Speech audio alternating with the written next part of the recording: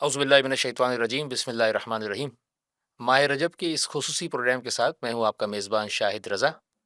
ناظرین، آپ جانتے ہیں کہ رجب کے مہینے کی جو فضیلتیں ہیں وہ کثیر فضیلتیں جو ہیں وہ رجب کے مہینے کے حوالے سے بیان کی گئی ہیں، اور رجب کا مہینہ جو ہے وہ مختلف مناسبتوں کے حوالے سے بھی بہت اہمیت رکھتا ہے۔ اسی سلسلے میں ہادی ٹی وی نے کچھ ان پروگرامز کا جو ہے وہ سلسلہ رکھا ہے، اور ہم اس پروگرام میں ماہ رجب کے حوالے سے مختلف مناسبتوں کے حوالے سے جو ہے وہ بات کریں گے۔ ہمارے ساتھ ان پروگرامز میں ہمارے مہمان ہوں گے مولانا تقی ہدایتی صاحب۔ مولانا صاحب، آپ کا بہت بہت شکریہ، جی آپ تشریف لائے۔ مولانا صاحب، سب سے پہلے تو اس سے پہلے کہ ہم مختلف مناسبتوں کے حوالے سے بات کریں، خود ماہ رجب کی آپ کو بھی مبارکباد، اور ان جی مناسبتوں شکریہ. کی اس مہینے میں جتنی ولادتیں ہیں ماشاءاللہ، ان تمام مناسبتوں کی بہت مبارکباد۔ اور خاص طور پر آج جو ہم بات کریں گے ہمارے نویں امام محمد تقی علیہ السلام کے انشاءاللہ. حوالے سے، ان کی ولادت کی بھی بہت بہت مبارکباد۔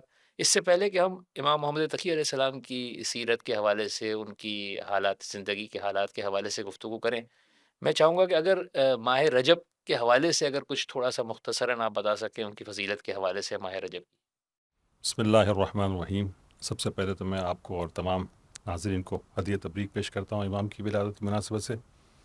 ماہ رجب کے بارے میں جو روایت فراوان ہے، اور سب کو تو جو ہے بیان نہیں کیا جا سکتا. ایک روایت امام کاظم علیہ الصلاۃ والسلام کی جانب سے ہمیں ملتی ہے. مولا فرماتے ہیں رجب شہر عظیم. رجب وہ مہینہ ہے کہ جو بہت بعظمت والا ہے. یضاعف اللہ فیہ الحسنات، جس میں خدا نیکیوں کو کئی گنا کر دیتا ہے.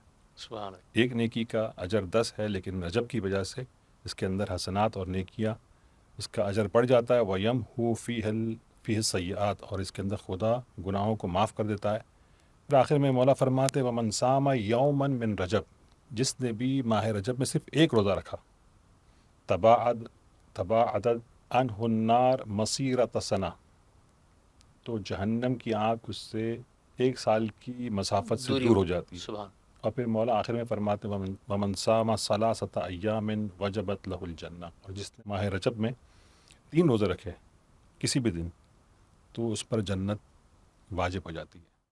یعنی یہ ایک یعنی مختصر آپ نے، ہاں یعنی خود اس روزہ جو ہے وہ اس کی جو فضیلت آئی ہے، اور خود ماہ رجب کے اندر جو ہے بہت ساری اس کے اندر جو تاکید آئی ہے ائمہ کی طرف سے، صلوات ہے اور سورہ توحید کی تلاوت ہے، اور اسی طریقے سے روزہ ہے. ہم کوشش کریں گے کہ اپنے ہر پروگرام میں کوئی ایک عمل ان ماہ رجب کے حوالے سے جو ہے وہ انشاءاللہ بتاتے ہوئے پھر آگے بڑھیں، جیسے کہ انشاءاللہ. آج آپ نے ماشاءاللہ بتایا کہ روزے کے حوالے جی سے، جی کہ ایک روزے کا ثواب بتایا، اور پھر 3 روزے کے حوالے سے آپ جی نے جو بات کی کہ اس پر جنت واجب ہو جاتی ہے۔ جی تو یہ ظاہر ہے کہ ماہ رجب کا مہینہ، بہت سے ہمارے لوگ ہوتے ہیں کہ جو ماہ رجب، ماہ شعبان اور ماہ رجب 3 مہینے کے باقاعدہ روزے جو ہیں وہ رکھتے ہیں، یعنی جتنا زیادہ جو ہے وہ آپ ماہ رمضان کی تیاری کر سکیں۔ جی جی. عام طور پر جو ایک غفلت نظر آتی ہے یا بے توجہی مومنین کی طرف سے نظر آتی ہے کہ ماہ مبارک رمضان کے روزے رکھتے ہیں اور رجب اور شعبان کی فضیلت سے غافل ہو جاتے ہیں. شعبان کے بارے میں اس قدر جو روایت ہے، یہاں تک کہ لوگ جو ہے غافل ہے اس کی فضیلت سے، شعبان کی فضیلت سے. رجب کے اندر بھی اس طریقے سے، اور بعض مومنین متوجہ ہیں الحمدللہ، بعض پورا مہینہ روزہ رکھتے ہیں، لیکن کم ہے. لیکن جو نہیں رکھ سکتا کم سے کم 1 یا 3 روزے تو ضرور رکھے. سبحان اللہ۔ ٹھیک، جی. تو آج کی یعنی اس پروگرام کا ایک پہلا جو تحفہ آپ نے ہمیں دیا کہ ایک اچھی سی بات جو ہے جو وہ ساتھ ہمیں امام کی طرف شیئر سے ہے. کیا، جی ایک اچھی بات آپ نے شیئر کی ماشاءاللہ۔ اچھا صاحب، اگر ہم اپنے نوے امام کے حوالے سے بات کرتے ہیں تو ہمارے نوے امام امام محمد تقی علیہ السلام کی جو ہے وہ حالات زندگی کے حوالے سے کوئی مختصر اگر آپ جو ہے جی. وہ۔ امام کا اگر تعارف مختصر اگر ہم دیکھیں تو امام کا نام محمد ہے، اور والد کا نام علی، والدہ کا نام خیزران، اور امام کی کنیت ابو جعفر اور ابو علی ملتی ہے. اور امام کے القاب 10 کے قریب ملتے ہیں، لیکن مشہور صرف دو ہی ہے، تقی اور جواد. جو مشہور ہے، وہ غیر معروف جو ہے وہ منتجب، مرتضیٰ، مختار، متوکل، متقی، ذکی، القانع، العالم. یہ 10 القاب امام کی ملتے ہیں. محل ولادت مدینہ طیبہ. ولادت کا دن روز جمعہ 10 رجب 195 ہجری، اور انگوٹھی کا نقش نعم القادر اللہ. اور مدت امامت 17 یا 18 سال. اولاد 4 تھی امام کی، 2 بیٹے اور 2 بیٹیاں. بیٹوں میں سے ایک امام علی نقی اور ایک موسیٰ مبرکہ. بیٹیوں میں سے 2 بیٹی جو ہے وہ جناب فاطمہ اور امامہ ہے. منصب امامت جو ہے وہ امام کو 7 سال کی عمر میں جو ہے وہ عطا ہوئی، اور عمر شریف امام کی 25 سال اور چند ماہ، شہادت کی جگہ بغداد، شہادت کی تاریخ آخر ذیقعدہ 220 ہجری، اور سبب شہادت معتصم میں عباسی کی وجہ سے جو ہے زہر دیا گیا۔ اور ہماری 14 معصومین کی تاریخ میں اگر دیکھا جائے تو 3 امام ایسے ہیں کہ جن کی زوجہ نے انہیں زہر دیا، اس میں سے ایک امام نہوم ہے، اور مرکز شریف کاظمین اپنے دادا کے جوار میں امام مدفون ہے وہاں۔ اصل یہ جو بھی آپ نے بات کی کاظمین کے حوالے سے، جی جی یعنی ہم جب زیارت کے حوالے سے بھی وہاں لوگوں کا جانا ہوتا ہے جی تو اس مقام کو کاظمین بھی کہتے ہیں اور جوادین جی اس جی طریقے سے، تو یہ اس کا اگر کچھ تھوڑا سا کچھ بریف بتا سکیں۔ اصل میں جس طرح مغربین اور مشرقین ہے، ویسے تو دنیا میں ایک مغرب اور ایک مشرق ہے، رب المغربین و رب المشرقین، تو یہ عربی کے اندر اس کو کہتے ہیں غلبہ، کہ 2 ناموں میں سے ایک نام کو غلبہ دیا جائے کسی پر۔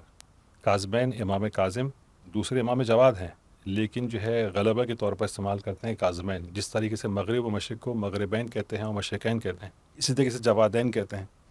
تو یہ باب تغلیب ہوتا ہے، اور تغلیب کی بنا پر جس طرح حسنین ہے، ایک حسن ہے اور ایک حسین ہے، تو ان کو لیکن حسنین کہا جاتا ہے، حسنین صحیح۔ کہتے ہیں، تو یہ تغلیب کی بنا پر کاظمین کہتے ہیں، کیونکہ 2 امام مدفون ہیں وہاں پر، ایک کا نام کاظم ہے اور ایک کا نام جواد ہے، ایک لقب، تو تغلیب کی بنا پر کاظمین کہتے ہیں تاکہ دونوں امام اس میں شامل ہو جائیں۔ آپ نے مختلف القابات ظاہر ہے کہ امام کے بتائے، اگر تھوڑا سا یہ جو صرف یہ جو 2 لقب ہیں اگر اس کو تھوڑا سا کھول سکیں کہ کاظم اور جو ابھی آپ نے جواد، یعنی اس کا کیا مطلب؟ کاظم جو اپنے غصے کو پی جائے، قزم الغیظ، جو اپنے غصے کو پی جائے، اور جس کے بارے میں قرآنی آیت بھی ہے والکاظمین الغیظ، اور جواد جو سخی ہو۔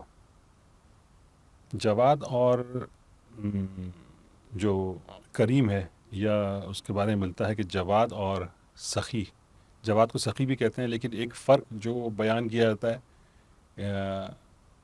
وہ کہ جو کسی کے مانگنے پر دے اسے کریم کہا جاتا ہے، اور جواد وہ ہے کہ سامنے والے کے تقاضے سے پہلے اگر وہ عطا کر دے تو اسے جواد سبحان کہتے ہیں۔ سبحان اللہ۔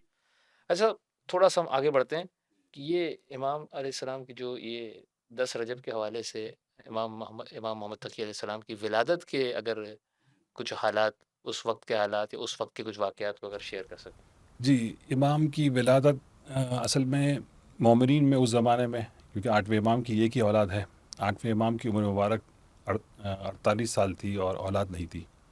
مومنین آگے سوال کرتے تھے، مولا اگر کچھ ہو جائے تو پھر ہم کس کی طرف رجوع کریں، یعنی اشارہ تھا کہ آپ کے بعد۔ تو امام نے کہا کہ انشاءاللہ خدا مجھے ایک فرزند عطا کرے گا، اور یہاں تک کہ امام کی عمر جو ہے وہ بڑی زیادہ تھی، اور پھر نبی امام کی جب ولادت ہوئی، راوی کہتا ہے کہ مکے میں 8ویں امام کی خدمت میں حاضر ہوا، میں نے دیکھا کہ مولا اپنے فرزند کو یعنی امام جواد کو پھل کھلا رہے ہیں۔ تو میں نے کہا مولا جو آپ کہا کرتے تھے حاضل مولود المبارک، تو اس وقت 8ویں امام کا جملہ جو روایتوں میں ملتا ہے، امام فرماتے ہیں کہ حاضل مولود الذی لم یولد فی الاسلام مثلہ مولود اعظم و برکتاً علی شیعتنا منہ، یہ وہ بچہ، یہ مولود یعنی نبی امام، یہ وہ فرزند ہے میرا، یہ وہ مولود ہے کہ اسلام میں اس سے بابرکت کوئی بچہ پیدا نہیں ہوا ہمارے شیعوں میں۔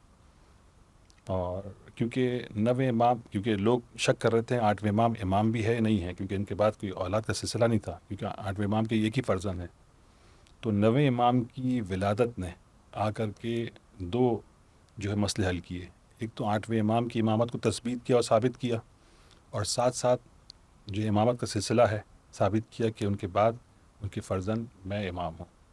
تو یہ ایک ولادت اس قدر بابرکت تھی شیعوں پر کہ اس سے زیادہ بابرکت مولود، ویسے تو 7ویں امام کے بارے میں ملتا ہے کہ یہ بھی مولود عظیم ہے اور بابرکت ہے، باب الحوائج بھی باب الحوائج ہے، لیکن یہ کہ ہر امام جب بھی پیدا ہوتا ہے، جب بھی دنیا میں آتا ہے، تو اس سے بڑھ کر مولود کوئی نہیں، لیکن 9ویں امام کی خصوصیت کے ساتھ یہ روایت آئی ہے، یہ خود بتا رہی ہے کہ 8ویں امام کی امامت میں جو لوگ شک کر رہے تھے وہ شک دور ہوا، اور 9ویں امام کی امامت بھی ثابت ہوئی۔ یا امام کے جو بچپن کے جو حالات کو اگر ہم امام کے بچپن کے حالات میں سے ایک چیز جو نظر آتی ہے وہ یہ کہ امام جو ہے 7 سال کی عمر میں امامت میں فائز ہوئے، اور جب حاکم نے، مامون نے جو دیکھا کہ بھئی مجھ پر جو ہے یہ لوگ کہہ رہے ہیں کہ 8ویں امام کا قاتل اور یہ ساری چیز، اپنے اس گناہ کو چھپانے کے لیے اس نے 9ویں امام کو جو ہے بغداد بلایا۔ 9ویں امام، اس سے پہلے کہ 9ویں امام کی ملاقات ہو حاکم سے، حاکم کی سواری گزر رہی تھی بغداد شہر سے، اور 9ویں امام اس وقت جو ہے باہر راستے میں آگے کھڑے ہو گئے، بچے کھیل رہے تھے، اور امام وہاں پر، اس وقت امام کی عمر مبارک 8 سال تھی، اور وہاں سے یہ حاکم کی سواری گزری، بچوں نے دیکھا کہ جو ہے حاکم آ رہا ہے تو فرار کر گئے۔ اب یہاں 9ویں امام اپنی جگہ پر کھڑے رہے، اور اس نے دیکھا، جب حاکم نے دیکھا کہ 9ویں امام کھڑے ہوئے ہیں، پہچانتا نہیں ہے، تو اس نے کہا کہ دوسرے بچے اپنی جگہ سے جو ہے چلے گئے اور تم کھڑے ہو۔ تو امام نے جو جملے ادا کیے ہیں، 8 سال کا بچہ، ہاں لیکن امامت پہ فائز ہے، لیکن یہ جو خدا نے جو ان کی زبان سے جو الفاظ جاری کیے، کہا یا امیر المومنین، ایک تقیہ کیا، یعنی 9ویں امام ظالم حاکم کو امیر المومنین کہہ کے پکارے ہیں، 7ویں امام سے ملتا ہے اور باقی ائمہ سے ملتا ہے، یعنی شدت تقیہ۔ فر اصحابی خوفاً، میرے ساتھی جو دوسرے بچے یہاں تھے وہ یہاں سے فرار کر گئے اس سے خوف اور ڈر کے مارے۔ وَالظَّنُّ بِكَ حَسَنٌ، اور میں جو تیرے بارے میں اچھا گمان رکھتا ہوں، انہ لا یفر منک من لا ذنب لہ، تجھ سے وہ آدمی کی جو جس نے کوئی گناہ نہیں کیا، کوئی نافرمانی نہیں کی، معصیت نہیں کی ہے، تو وہ کیوں فرار کرے۔ ولم یکن بالطریق ضیق، اور راستے میں کوئی تنگی نہیں ہے، فانتہی، تو میں راستے سے ذرا کنارے بیٹھ جاؤں، راستہ وسیع کشادہ ہے، تیری سواری کے لیے راستہ ہے، اور میں نے کوئی نافرمانی نہیں کی۔ تو اس وقت پوچھا کہ تم کون ہو؟ پھر امام نے اپنا تعارف کرایا، انا محمد ابن علی رضا، ابن رضا ہوں میں، اور پھر احترام کیا، اور یہ حاکم چلا گیا۔ اور اس کے ہاتھ میں بعض شکاری تھا، اس نے فضا میں بھیجا، اور یہ کچھ دیر کے بعد بادلوں سے گھوم کر جب آیا تو اس کے چونچ میں چھوٹی سی مچھلی تھی۔ حاکم نے جب دیکھا کہ یہ چھوٹی سی مچھلی زندہ اور تڑپ رہی ہے، اس نے فوراً اپنے ہاتھ پہ لی اور کہا کہ اب مجھے شکار نہیں کرنا، واپس چلو۔ دوبارہ لشکر بغداد شہر کے اندر وارد ہوا، اور وہاں بچے کھیل رہے تھے، وہی ہوا، اور بچے بھاگ گئے اور امام اپنی جگہ پر کھڑے رہے۔ یہاں پر حاکم نے اپنے ہاتھ میں مچھلی کو کہا کہ یا محمد، امام کو پکارا، امام نے کہا لبیک۔ حاکم نے سوال کیا ما فی یدی، میرے ہاتھ میں کیا ہے؟ اب امام نے یہ جو جملے ادا کیے ہیں، اور آج کی تحقیق اور سائنس بتاتی ہے کہ باطلوں کے اندر بھی جو ہے وہ مچھلیاں جو ہے جب بھاپ بنتی ہے، اور پانی کو جو ہے جب فضا میں جب لیا جاتا ہے تو اس کے اندر کچھ چھوٹی مچھلیاں بھی آ جاتی ہے۔ امام فرماتے ہیں کہ قال ان اللہ خلق فی بحر قدرتہ المستمسک فی الجو ببدیع حکمت ہی، خدا نے اپنی حکمت اور اپنی قدرت سے جو فضا کے اندر مچھلیوں کو قرار دیا ہے، سمکن صغیرہ، چھوٹی چھوٹی مچھلیاں، تصیدہا بزات الخلفاء، خلیفہ کے بعض شکاری اسے شکار کرتے ہیں، کئی یختبرہ بہا سلالتا بیت المصطفیٰ، تاکہ رسول اللہ کے آل کا اس مچھلی کے ذریعے سے امتحان لیا جائے۔ تو امام نے اس جملے کے اندر ساری چیز بتا دی کہ یہ مچھلی ہے، کیونکہ یہ تعجب کر رہا تھا۔ حاکم نے جب امام کا جواب سنا تو اس کا تعجب اور بڑھ گیا، تعجب علی تعجب، کہ جو میرے ہاتھ میں مچھلی ہے انہوں نے بتا دی، 8 سال کے بچے نے۔ اور پھر اس وقت جملہ کہا اس نے، حاکم نے، انت ابن الرضا حق کا، برحق، یعنی واقعاً آپ ابن الرضا ہے، ومن بیت المصطفیٰ، اور رسول اللہ کے گھرانے سے آپ کا تعلق ہے۔ ٹھیک ہے صاحب، ایک چھوٹا سا بریک لیتے ہیں، اور بریک کے بعد جو ہے وہ انشاءاللہ یہیں سے اپنا سلسلہ جو ہے دوبارہ شروع کرتے ہیں انشاءاللہ۔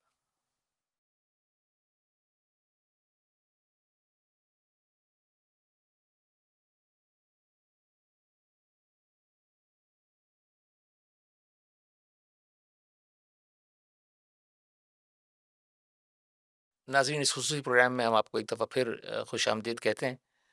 مولانا صاحب، ہم بات کر رہے تھے امام محمد جی تقی علیہ السلام کے حوالے سے، تو ایک بات ظاہر ہے کہ جب امام جب اپنی امامت کا دعویٰ کرتا ہے تو وہ ظاہر ہے کہ اس کو ثابت کرنے کے لیے کوئی جو ہے وہ معجزہ پیش کرتا ہے یا کوئی دلیل پیش کرتا ہے۔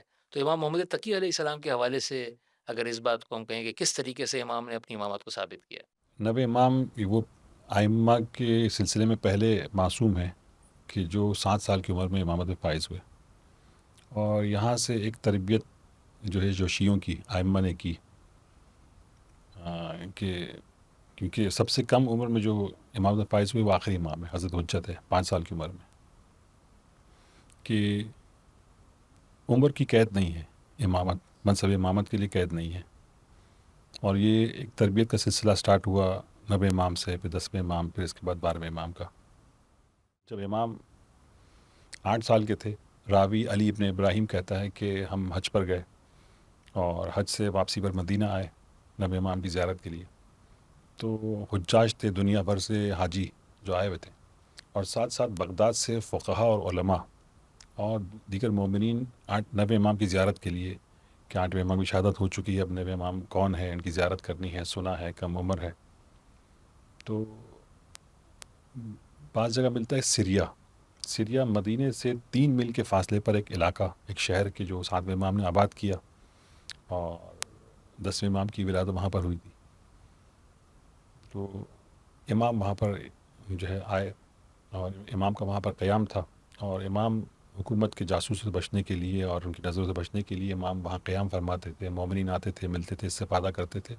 راوی کہتا ہے کہ حج کے موسم سے ہم جب پلٹے مدینے آئے، اور اس مکان میں ہم سب جمع تھے، اور مجمع زیادہ تھا، سب منتظر تھے، اتنے میں امام کے چچا جناب عبداللہ بن موسیٰ، 8ویں امام کے بھائی، سن رسیدہ تھے، اور ایک مخصوص لباس انہوں نے پہنا ہوا تھا، پیشانی جو ہے وہ سجدے کے آثار تھے، لوگ سمجھے کہ جو ہے مومن سمجھے کہ یہی امام ہوں گے، وہ آ کے بیٹھ گئے منصب پر۔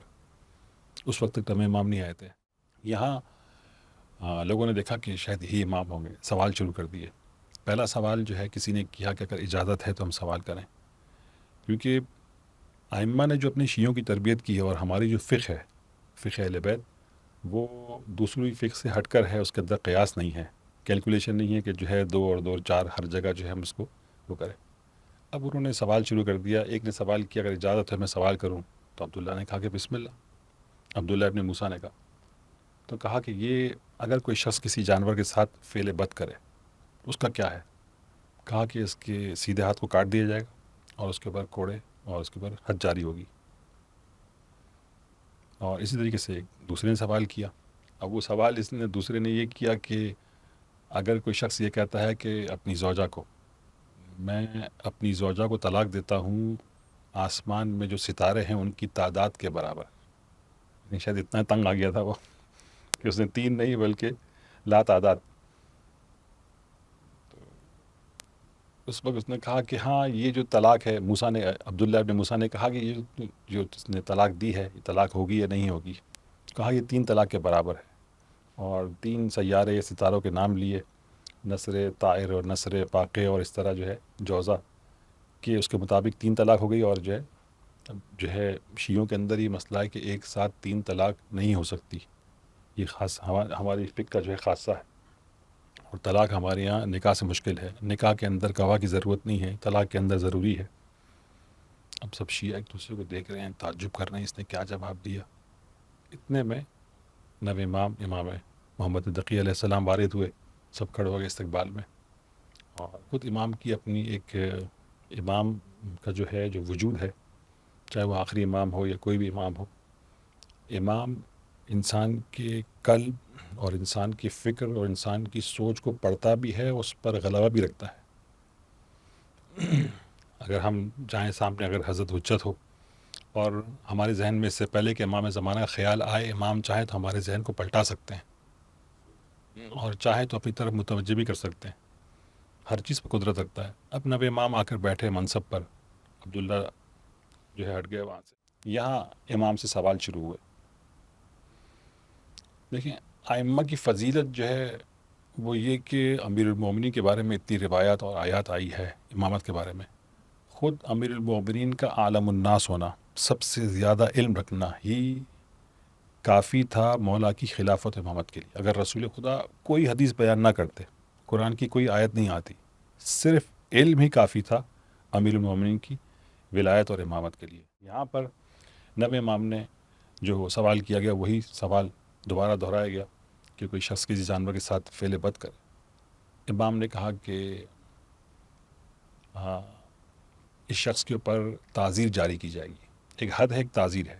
حد کہتے ہیں کہ جس کی شریعت میں تعداد معین ہو، 100 کوڑے یا مثلا 70 کوڑے۔ تعزیرات حاکم اپنی مصلحت کے تحت سامنے والے مجرم کو دیکھ کر اور جرم کو دیکھ کر معین کرے اس کو، جو ہے کہ اتنے مثلا 60 کوڑے یا مثلا 50 کوڑے، اسے تعزیر کہتے ہیں۔ امام نے کہا تعزیر جاری ہوگی، اور ساتھ ساتھ یہ کہ اس جانور کی قیمت ہی ادا کرے گا۔ اور میرے چچا نے عبداللہ بن موسیٰ نے جو جواب دیا ہے وہ صحیح نہیں ہے۔ اور پھر امام متوجہ ہوئے اپنے چچا کی جانب، اور وہ جملہ کہا امام نے کہ عام طور پر ہم اپنے معاشرے میں بعض افراد کو دیکھتے ہیں، اتق اللہ، اللہ سے ڈرو، انہ عظیم ان تقف یوم القیامت بین یدی اللہ عز وجل، ڈرو اس بات سے، اور کتنا سخت ہوگا آپ کے لیے کہ آپ خدا کی بارگاہ میں کھڑے ہو اور خدا آپ سے کہے گا لما افتیت الناس بما لا تعلم، کیوں آپ نے فتویٰ دیا، جب آپ کو معلوم نہیں ہے تو کیوں آپ نے فتویٰ دیا۔ بعض افراد تھوڑی بہت کتاب پڑھ کے یا علم دین سمجھ کر یا بعض چیزوں کو جو ہے جان کر اپنی طرف سے جو ہے فتویٰ دیتے ہیں کہ میرے نزدیک یہ حرام ہے یا میرے نزدیک یہ ہونا چاہیے۔ ہم تابع ہیں شریعت کے، شریعت جو ہے نہ عالم کو حق ہے اپنی طرف سے کسی چیز کو حلال و حرام کرنے کا اور واجب کرنے کا، بلکہ ائمہ کی روایت کے ہم تابع ہیں۔ تو کہا، عبداللہ نے کہا کہ آپ کے بابا نے یہ روایت نقل کی ہے، تو اس وقت امام نے کہا کہ میرے بابا نے کوئی سوال کچھ اور تھا، اس کا جواب ہی دیا۔ سوال یہ تھا کہ ایک شخص نے ایک قبر کو نبش کیا، قبر کھودی، اور ایک خاتون کی میت تھی، اسے کفن کو چوری کیا۔ اس چوری کرنے کی وجہ سے اس کی سیدھے ہاتھ کی 4 انگلیاں کاٹ دی جائے گی، کیونکہ اس نے کفن چرایا۔ اور جو اس نے فعل حرام کیا، اس فعل حرام کی بنا پر اس پر حد جاری کی جائے گی۔ تو میرے بابا نے اس سوال کا جواب، سوال الگ تھا اور تم نے اس جواب کو یہاں پر قیاس کیا۔ فٹ کر دیا۔ امام نے کہا کہ یہ سوال کچھ اور کر رہا ہے۔ پھر اس کے بعد جو دوسرا سوال یہ کیا گیا امام سے کہ جو ہے ستاروں کی تعداد کے مطابق، یہ جو اس نے کہا کہ طلاق ستاروں کی تعداد کے مطابق، امام نے کہا کہ تم قرآن پڑھتے ہو، کہا کہ ہاں سورہ طلاق کی آیت پڑھو، اقیموا الشہادۃ للہ، اس میں کہیں پر بھی ستاروں کا تذکرہ نہیں ہے۔ اور امام نے کہا کہ یہ 3 طلاق نہیں ہوگی، اور امام نے پھر اس کی اصلاح کی۔ یہاں اس کے بعد پھر لوگوں نے سوالات شروع کر دیے امام سے۔ یہ خود جو ہے امام نے جو سوالات کے طریقے سے دلیل دی کہ جو ہے امام جو مسئلہ ان کے ذہن میں، چچا کے ذہن میں، حالانکہ وہ روایت نقل کر رہے تھے لیکن وہ غلط تھا، اشتباہ تھا، اور امام نے اس کی اصلاح کی اور مومنین کو بتا دیا کہ میں تمہارا امام ہوں۔ امام کی سیرت کا ایسا کوئی منفرد واقعہ ہے جو یہاں پر آپ سمجھتے ہیں کہ بیان ہونا چاہیے؟ جی، ایک چیز جو اسی واقعے کے ذیل میں ملتی ہے کہ جب پورا مجمع یعنی حاجی کہ جن کو ابھی پلٹنا ہے اپنے علاقوں میں، وہ افراد جو خاص امام کی زیارت کے لیے آئے ہیں، فقہا اور اس کے اندر علماء ہیں، اور انہیں وہ اپنا علم رکھتے ہیں اور امام کو دیکھ رہے ہیں کہ جو جواب دیا جا رہا ہے وہ ہماری فقہ کے مطابق ہے نہیں ہے، 6 اور 5ویں امام کی روایت سے جو ان تک فقہ پہنچی ہے اور دین پہنچا ہے، تو وہ اس حساب سے پرکھ رہتے ہیں کہ مثلا یہ بچہ یعنی یہ امام کے جن کی عمر مبارک 8 سال ہے، اب امام جو جوابات دے رہے ہیں اس کے اندر ایک چیز جو روایت کے اندر آئی ہے، کئی روایتوں کے اندر آئی ہے، اور اس جملے نے ہمارے علماء کی عقل کو مشوش کر دیا، پریشان کر دیا کہ کیا چیز ہے کہ جو صرف اتنی بڑی تعداد جو ہے وہ صرف 9 امام کے بارے میں ملتی ہے، اور وہ یہ کہ اس میں امام فرماتے ہیں کہ یعنی اس کے راوی کہتا ہے کہ جب یہ دوسرا جواب دیا تو پھر لوگوں نے سوالات شروع کر دیا اور چاروں طرف سے سوالات ہونا لگے، اس میں فقہا بھی تھے، علماء بھی تھے، حجاج بھی تھے، اور عام جو ہے مومنین بھی تھے۔ تو وہ جو ایک جملہ ملتا ہے اور وہ یہ کہ 30,000 مسئلتن، 30 کہتے ہیں 30,000 سوالات 9 امام سے اس کم سنی میں۔ اچھا، کاش کہ یہ سوالات اور جوابات جو ہے روایتوں میں جو ہے اگر آتے اور جو ہے اس وقت راوی اور جو ہے مومنین اس کو جو ہے حفظ کرتے اور ضبط کرتے، یہ بس صرف یہ، حالانکہ اس 30,000 والی جو روایت ہے وہ ایک نہیں ہے بلکہ کئی روایت ہے. لیکن وہ سوالات آئے نہیں. ہاں، اور تعجب اس کے اندر یہ ہے کہ علامہ مجلسی نے بھی جو ہے وہ اس کے جوابات دینے میں مجبور ہو گئے. 30,000 مسئلۃ فی مجلس واحد، ایک ہی مجلس، مجلس. ایک ہی نشست میں. صحیح. اگر ایک سوال اگر 1 منٹ کا ہو اور ایک جواب 1 منٹ کا ہو تو اگر ہم حساب کتاب کریں تو کتنے دن لگ جائیں گے. امام علامہ مجلسی نے اس کے جوابات دیے کہ یہ کس طرح ممکن ہے، یا ایک آدمی سوال کر رہا ہے، اس کے پیچھے پورا قبیلہ ہے، اور قبیلے کے مثلاً 1000 آدمی ہیں، 2000 آدمی ہیں، ان 2000 آدمی کا سوال ایک ہی ہے. یا امام نے اس سے پہلے کہ سامنے والا سوال کرے امام نے کہا تمہارا جواب یہ ہے، یا امام نے لا اور نعم میں، یس اور نو میں جواب دیا، ہاں اور نہیں، یا امام نے کلی بیان کر دیا، اس کلی جواب کے اندر بہت سے سوالات بہت کے سارے جوابات جوابات آ گئے. صحیح. تو اس طرح علامہ مجلسی نے 7-8 جوابات دیے. 30,000 سوالات کے جوابات امام کا دینا، کیونکہ پہلے امام تھے جو کم سنی میں امامت فائز ہوئے، اور یہ خود ایک علم اور کرشمہ تھا، اور اس نے ثابت کیا امام کی امامت کو. ایسا ظاہر ہے کہ پروگرام اپنے اختتام کو ہے، اگر امام کے حوالے سے کوئی قول، کوئی حدیث آپ بیان کرنا چاہیں. جی، امام کی ایک حدیث جو ہمیں ملتی ہے، مولا فرماتے ہیں ایاکا و مصاحبۃ الشریر، شریر برے افراد کی مصاحبت اور ہم نشینی سے بچو. انسان اگر کچرے کے ڈھیر کے پاس کھڑا ہو جائے تو خود بخود اس سے بدبو آئے گی. اگر انسان عطر کی دکان میں چلا جائے تو خوشبو آئے گی. کمپنی اچھی ہاں، نہیں. تو جس سے انسان اٹھک بیٹھک رکھتا ہے اور جو ہے میل جول رکھتا ہے، اس کا مطلب یہ نہیں کہ انسان بالکل ہی صحیح ہے، سلام دعا کی حد تک صحیح ہے، لیکن اس سے بیٹھنا، اس کے ساتھ مصاحبت کرنا، رہنا، برے افراد کی صحبت سے بچو. پھر امام فرماتے ہیں فَإِنَّهُ كَالسَّيْفِ الْمَسْلُولِ، یہ وہ تلوار کی جس کو نیام سے نکالا جائے، یہ لہراتی ہوئی تلوار ہے. یہ برا دوست جو ہے، برا ساتھی، یہ ایک کھلی ہوئی تلوار ہے، برہنہ تلوار ہے. یا حسن و منظر ہو، جو دیکھنے میں بہت اچھی ہے، چمکتی ہے تلوار، لیکن وہ یکبہ اثر ہو، لیکن اس کا اثر کبھی ہے، کسی وقت بھی گر سکتی ہے اور نقصان پہنچا سکتی ہے. لہٰذا انسان کوشش کرے کہ برے افراد کی صحبت سے بچے.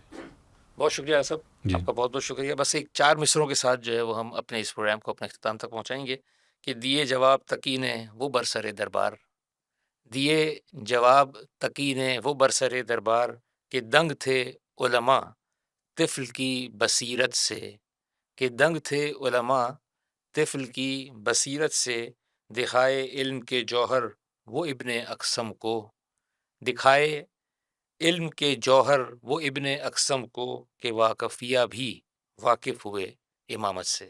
اجازت دیجیے، اللہ حافظ.